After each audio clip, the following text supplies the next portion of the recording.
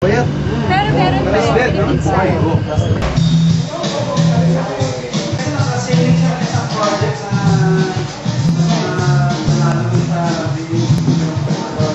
Okay, YouTube to, bro. Nasanay mo na talaga sa rin.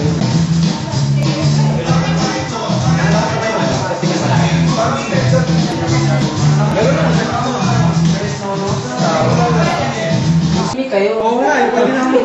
Hindi kayo.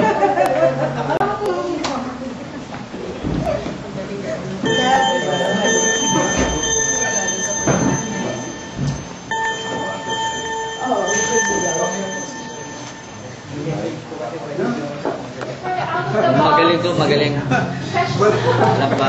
Cheers. Ano, wala pa niya.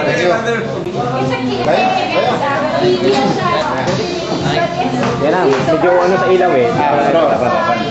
Yan, dito. Yan. Yan, maganda.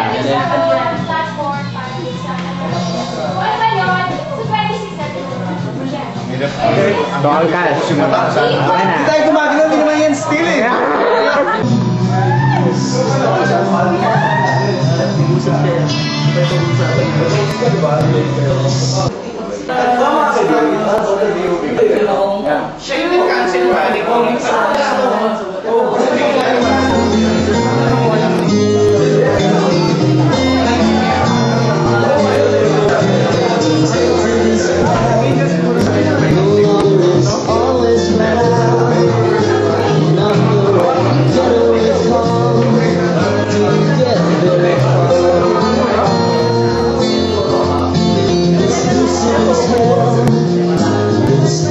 It's moving so fast.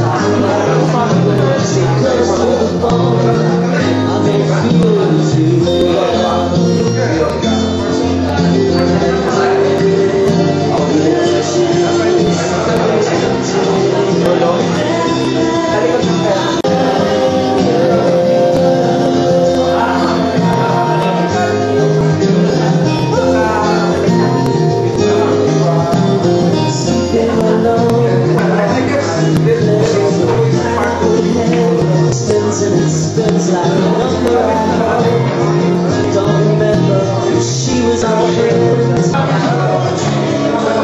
Ever Bartolome.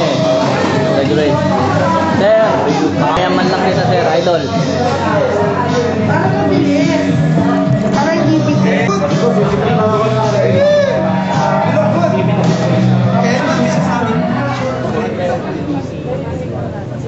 Pero taga sa ligaw pa talaga.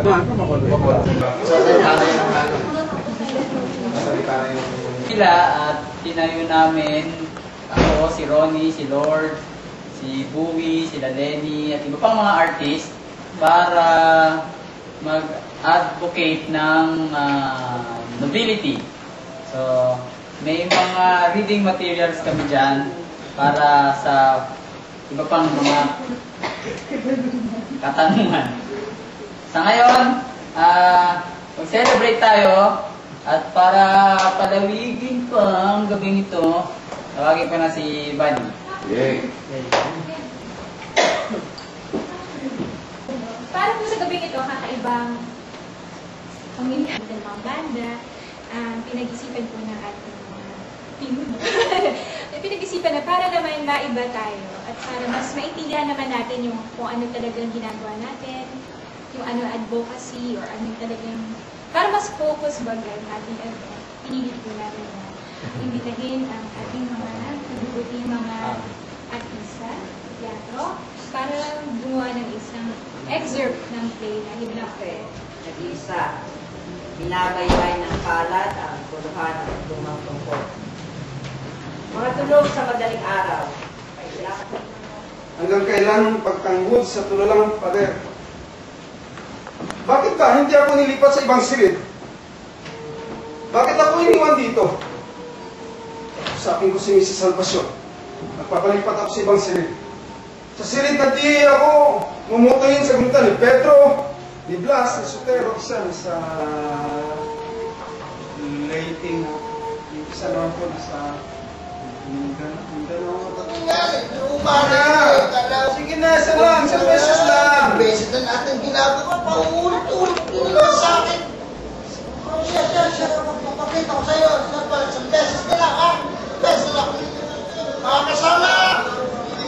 Mga kasama! Pangatlong araw na natin ito. Magtiis tayo, mga kasama. Dahil sa ating pagtiis, yung ating pinabawang katotohanan lamang sa loob ng hukumang ito. Paano ka nakarating noong gabi ng Mayo 16, 1965 sa loob ng tahanan ni Don Sixto de Ayala? Tinatawag po ako nung matanda. Ano raw pong dahilan?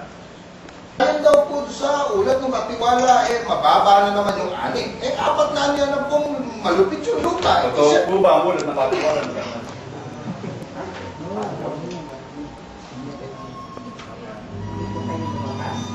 Hinihintay ko po kasi yung dalawa kong kasama. Wala na akong lakas. Pinaibay ko na lamang aming silid. Pinaibay. Pinememorya ko ang ayos ng aming silid. Palitagan sa ihig, suka, gulay.